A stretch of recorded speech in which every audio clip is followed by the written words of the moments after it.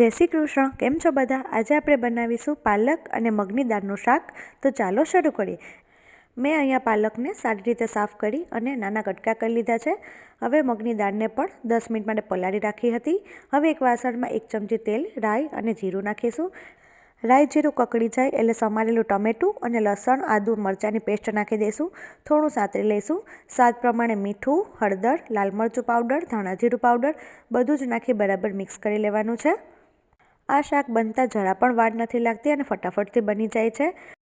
ભાખરી, રોટલા બધા સાથે આ શાક સરસ લાગે છે. હવે આપણે ઢાંકણ ઢાંકી 1 થી 2 મિનિટ જેવું ટમેટાને થવા દઈશું. હવે તેમાં પલાળેલી જે આપણે મગની દાળ છે તે એડ કરી લેશું અને બરાબર મિક્સ કરી લેશું. થોડું પાણી નાખી અને ફરીથી દાળને આપણે ચડવા દેવાની છે. ઢાંકણ ઢાંકી અને દાળને 5 મિનિટ જેવું થવા દેવાનું છે. હવે આપણે તેમાં જે આપણી સમારેલી પાલકની ભાજી છે તે નાખી દઈશું.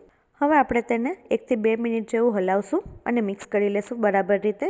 તમે જોઈ શકો છો સરસ એવી ભાજી અને દાળ મિક્સ થઈ ગયા છે. ફરીથી આપણે ઢાંકણ ઢાંકી અને તેલ છૂટું પડે ત્યાં સુધી શાકને થવા દેશું.